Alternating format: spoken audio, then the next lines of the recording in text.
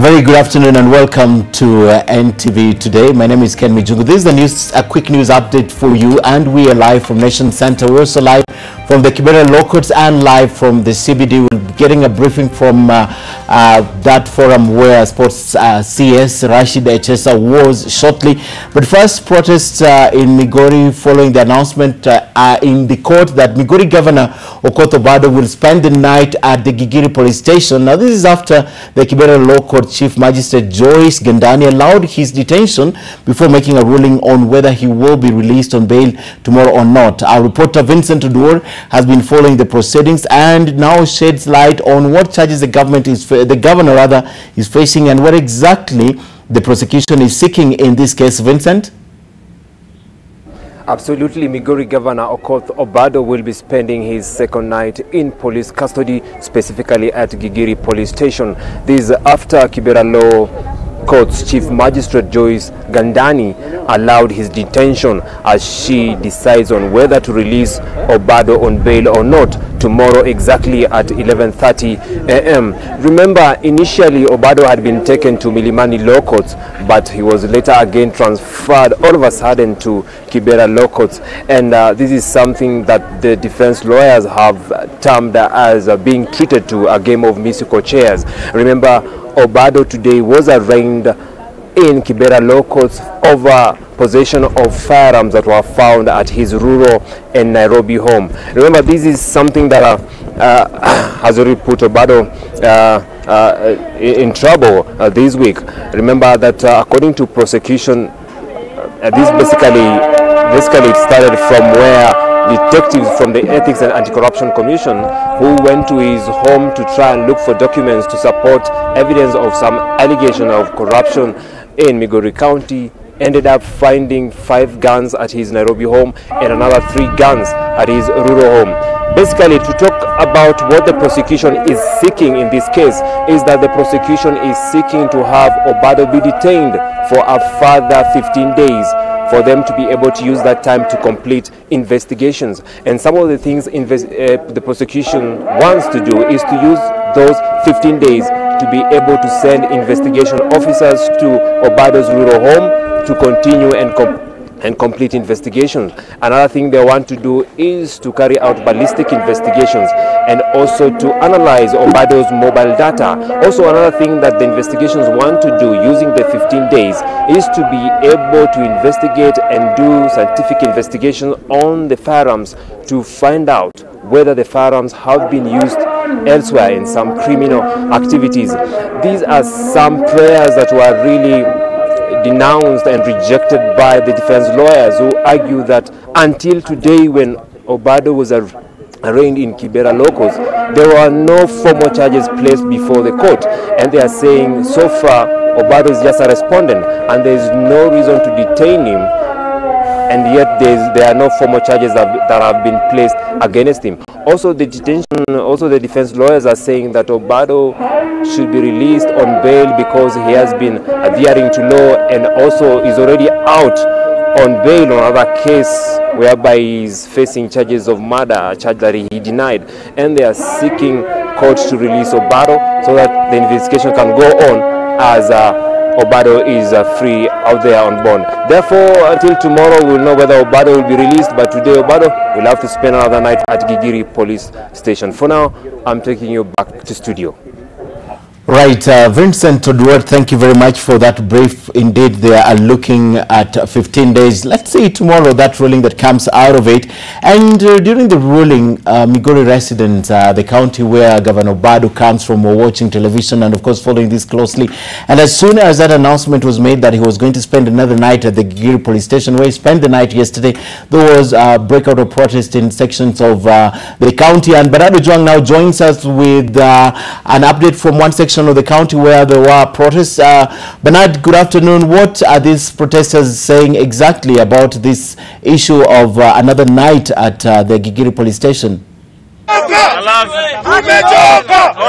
thank you very much, Ken. We are here in Mabera Trading Center, whereby Migori County President have staged a demo here demanding the release of their governor. Remember, Governor Obado, Migori County Governor Obado was arrested yesterday following after a group of ESCC officers raided his home in Uriri, Nairobi, and even offices in Migori town, whereby they found some guns. And have decided at least to go to the street saying that their governor is being mistreated, and now we're just going to talk to some of them just to get what they are needing. Remember, whatever they are saying, the demonstration is not only here, but it is in Migori, Wendo, Uriri, it's all over. Let's just talk to this man here. Pengine hebu tueleze nini inaendelea siku ya leo. Sisi kama watu wa Migori tumekasirika kwa sababu gavana wetu anasumbuliwa. Gavana wetu anasumbuliwa kwa sababu ya kisiasa. Mambo ya bunduki sio ati ndiri mweke kamweka sel. Mambo tu ni siasa ya ODM, ya mambo ati juzi aliungana na Ruto na akasema ya kwamba na support Ruto 2022. Tulikuwa tunaomba Uhuru aingilie kati, ajue ya kwamba huyu gavana wetu aachiliwe afanye kazi Migori. Tangu gavana asumbuliwe hakuna kazi inafanya Migori na wananchi ndio tunaumia. So tunaomba ya kwamba gavana wetu aachiliwe. Na kitu kinamuumiza ni Mamba ndio inamuumiza, ati juzi alisema Mamba. Tunataka aachiliwe. Yes, well, thank you very much. Ken Mijungu from Migori County resident, they are saying that they think this is a political, and they are now appealing to the police at least to do their work professionally, not to involve the case, especially the anti-corruption officers, at least to table the evidence that they found at Obado's place. Back to you, Ken. Bernard, thank you very much. And he's reporting that he's in Mabera, but the protest is across the county, Migori, Uriri, and Awendo. We'll get another update later on.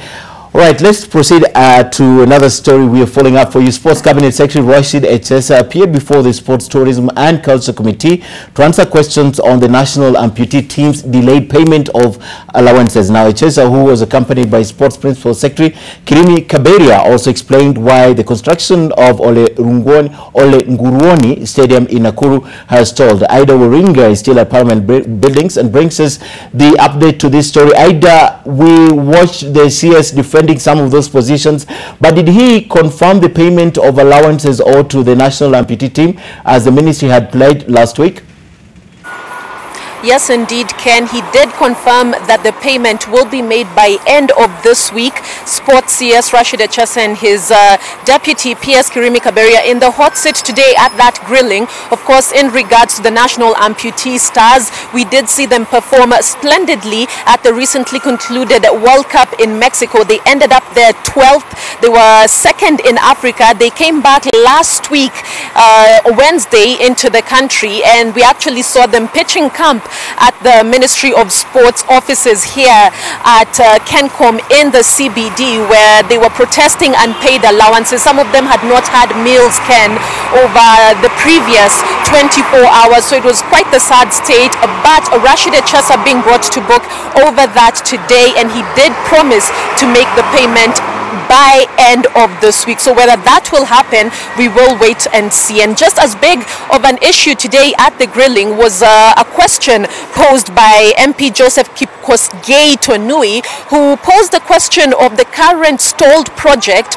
of Ole Nguruoni Stadium in Nakuru. Now that stadium was, the construction started around 2012. It was to be completed 2 years later in 2014. The inauguration was done, but since then it's been stalled. Now Rashid Echesa responding to that and actually trying to exonerate himself, saying that the responsibility of that development was actually still in the hands of the Ministry of Housing and Urban Development, to which the chairman of the committee, MP Victor Munyaka, actually totally contradicted that, saying that there's never a day that stadia development should fall under a ministry other than the Ministry of Sports. Rashid Chasa and his PS Kaberia saying that it's currently at 42% completion. It was going to take the better part of 290 to around 300 million, Ken, to complete, but they will continue seeking for funds that have been delayed in regards to the project. So lots happening there, but we will continue to update you. For now, it's back to you. Thank you very much. And of course, you say end of the week. We are waiting. End of the week is just hours away. Waringa, let's see what happens. And you have a very interesting background there. I don't know, you look like you're somewhere in Samburu. You have quite some interesting background. Thank you, Waringa. And of course, Sports Desk will be looking at this matter further. Let's move on now. And controversy is brewing in the sugar industry after a section of sugarcane farmers rejected a 16-member task force established by Agriculture Cabinet Secretary Mwangi Kiunjuri last week to look into the issues bedeviling the sector, claiming it was poorly constituted. Now, the farmers have accused the CS of unilaterally appointing members, including himself, to the task force, something the CS has ferociously denied. Okukusa now reports. In letters addressed to the CS include what the farmers describe as the presence of too many bureaucrats not directly linked to the sugarcane sector, imbalanced representation, claiming that the number of sugar millers sitting on the task force outweighs that of sugarcane growers, and failure to observe the 2/3 gender rule, among a slew of allegations. But Kiunjuri termed the claims political. How big can a task force be? Already we have 16. I have 5 petitions. How many petitions can I receive? And 2, is it about representation or the output?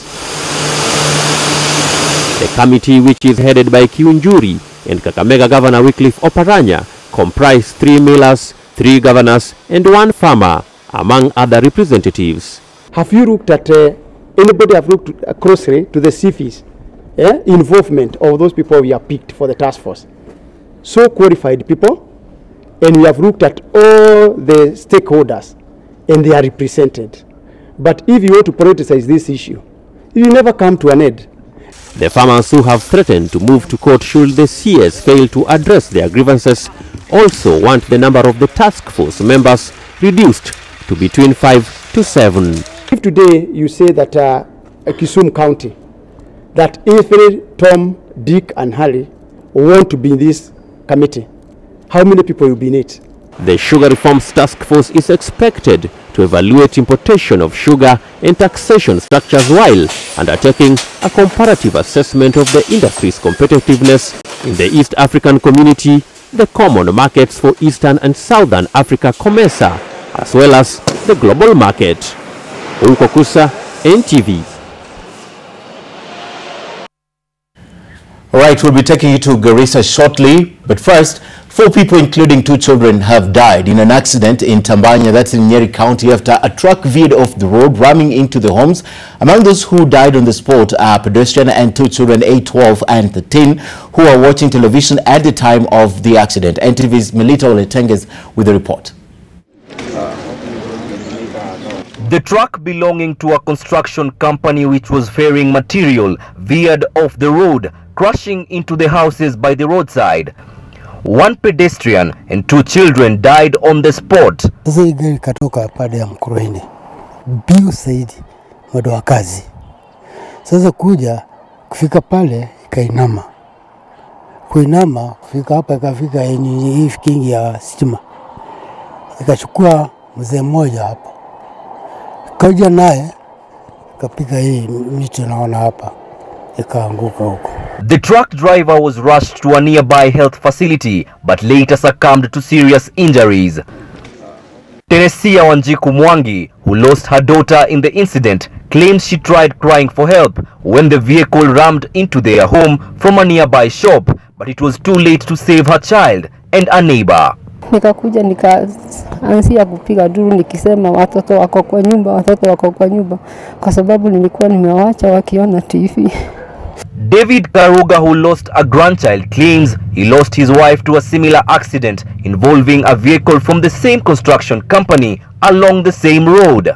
He says he has never been compensated. Pale ngambo waliua bibi yangu. wakiwa wagapi na watoto wawili, kijana wawili. 2015 kuna ajali mingi inafanyika hapa na hata serikali inajua namna hiyo. Robin Abadia Company, those are the owners of the truck and they're the ones who are repairing the road. So the road has loose chippings. Families of the deceased are appealing to well-wishers to help them in the burial preparations. At a time when the police are conducting a countrywide crackdown to reduce on-road carnage, such an accident only increases the number of questions as to whether the exercise is indeed bearing fruit. Milita Oletenges, NTV, in Tambaya, Mukurweini, Nyeri County. All right, from Nyeri County, let's go to Garissa County, where the CS Education Ambassador Amina Mohammed has been touring the schools and monitoring examination. She's now speaking. From other sister departments. By doing this, we have managed to arrest early exposure of examination material. 3, constant reshuffling, including replacement of suspect examination officials, has helped us to prevent many planned schemes meant to allow collusion in certain examination centers. Some members of the public, in collusion with the center managers, invigilators, supervisors, and in some cases security officers, have planned elaborate measures to sneak foreign materials to examination rooms to facilitate cheating. All these efforts were detected and they were dismantled. 4, we started a deliberate move to ensure that the distribution of examination materials at each container starts with schools that are farthest from the location of the container. This meant that the centers closest to the container received their scripts last. This has helped us to reduce the amount of time that centers hold a day's examination material before the scheduled start time, decreasing the chance of premature exposure. 5, apart from roving monitors in our schools, we have permanently stationed special monitors at centers that we had flagged as deserving of heightened surveillance.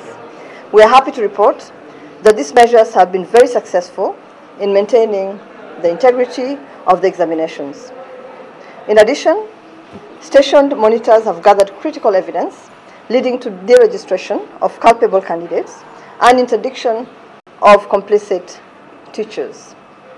6, all centers have been ordered to leave all their gates open for easy access by monitoring teams. This directive was issued upon realization that some centers had adopted a strategy of locking off their compounds to sneak materials to examination rooms. By firmly locking the gates, the centers hope to ensure that monitoring teams found it difficult to access the centers or that they would be delayed at the entrance to facilitate clearing off of material from the examination centers.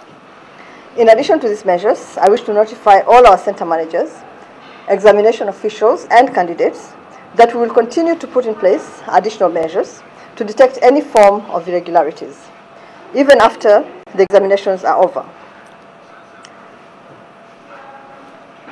Our marking procedures are set in such a way that they will detect the slightest form of cheating. I'll repeat that again. Even after the examinations are over, our marking procedures are set in such a way that they will detect the slightest form of cheating. I wish to assure the country that we will relentlessly keep our high standards of examination monitoring, no matter how few the remaining subjects will be. We must deliver our promise to the nation, that of a credible examination. This will happen at whatever cost. I'd like to thank you very much for your attention. If you have any questions, we will answer them with my colleagues who are here with me. If not, then we will go to the next school to witness the end of the second paper, the closing of the examination package. Well, thank you very much. I guess this has been clear. But we are together, so if there are any issues that arise, I'll be happy to respond to them. Yeah, thank you very much.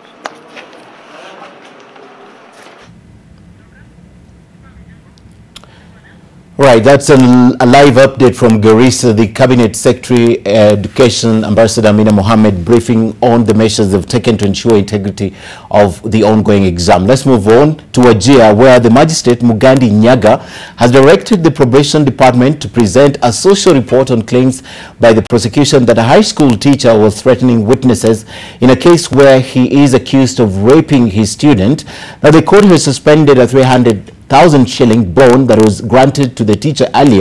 Now, the teacher, who is principal at Habaswain Mixed Day School, is currently facing charges of defiling a 2018 KCSE candidate days to the commencement of the written examinations earlier in the month. Now, Idle Abdi had deposited an original logbook and 60,000 shillings. Now, the prosecution said the principal has threatened key witnesses in the case and was using community elders to convince the family to settle the case outside court through the Masla system of dispute resolution. I issue an order directing the accused person to hand over his phone and the registered line to the police at Abasoni police station for investigations.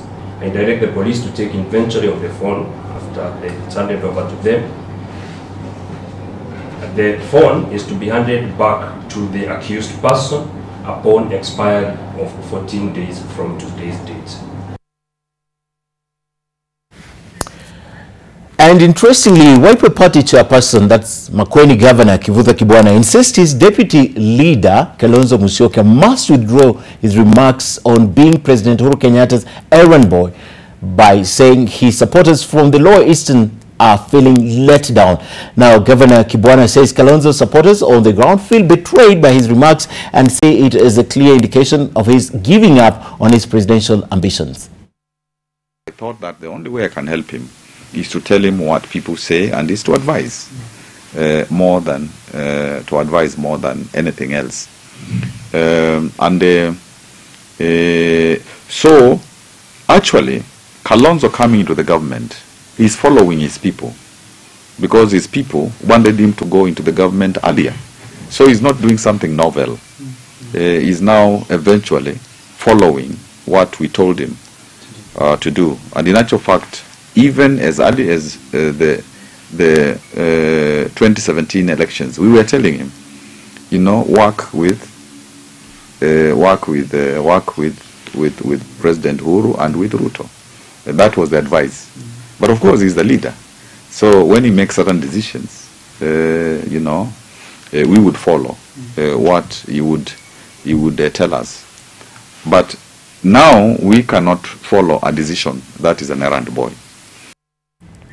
Well, let's see how that plays out. 9 Boda operators are nursing serious injuries after they were allegedly beaten by police for lack of proper documentation in Elbagon. According to the operators within Elbagon town, they have now decided to keep off the business in fear of such attacks. Tunasikia vibaya juu ya maaskari walikuwa na operation jana, hatukuwa tunajua hiyo operation, na tulistukia watu wakiwa na majembe na miti ya majembe. Sasa kuna mmoja wetu alipigwa na akaumizwa vibaya. The cry of Boda operators in Molo after their colleagues were ruthlessly roughed up by the police following the recent crackdown. More than 20 motorcycles were impounded, with the riders expected to pay a fine of 5,000 shillings. Tuliamka siku moja venye tumezoea, tukakuja kwa stage, tukafumbaniwa nao maskari. Wakaanza kutupiga vita wakichukua mapikipiki zetu wakipeleka kwa police station. Hata wakuambii nini wanakushikia, hata tujui kama ni maaskari, ujui wanakuja bila uniform. Molo MP Francis Kuria wants the officers involved in the incident investigated. Hawa na boda hawaja kataa kutii sheria. They have not refused to obey the law. But even as much as we are doing that, ni vizuri tuwe humane. Mtu kama anashikwa na makosa, wacha ashikwe bila kupigwa. Ningetaka kuomba Bwana Matiang'i nimuulize swali moja. Tulisikia kwamba kwa speech yako venye uliongea hapo chini ukasema kwamba sheria ya matatu ndio inaanzia wana bodaboda, nasi ukasema umetupa muda hadi mwezi wa pili next year tarehe 2.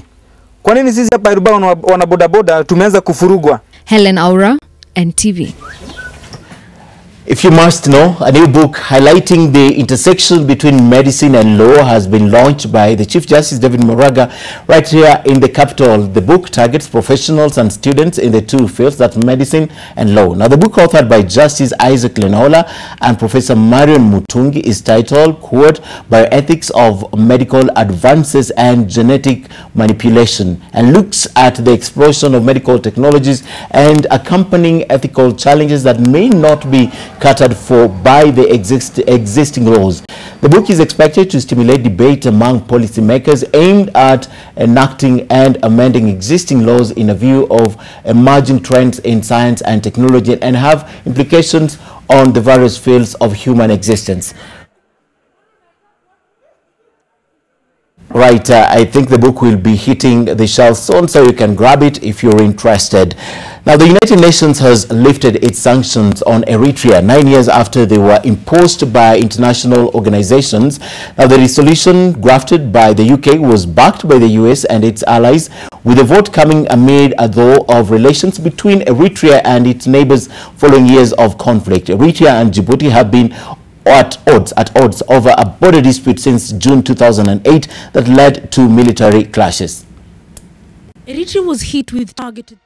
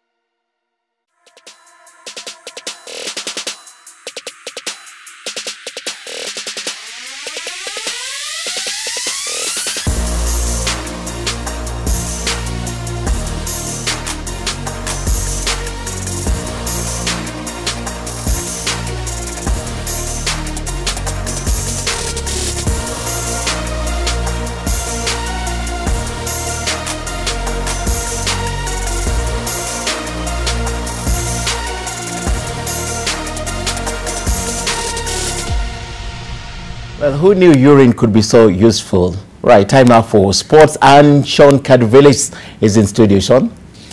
Thank you very much. Very good afternoon to you. Now, Harambee Stars could pitch a 3-week camp in Europe before heading to Cameroon, and that's for the Africa Cup of Nations, which is scheduled for the 15th of June to the 30th of July next year, should they qualify for the Continental Showpiece. The men's national football team is on the brink of breaking a 15-year jinx of featuring in the tournament after amassing 7 points in 4 qualification games, awaiting a CAF ruling on Sierra Leone, that of course the FIFA ban.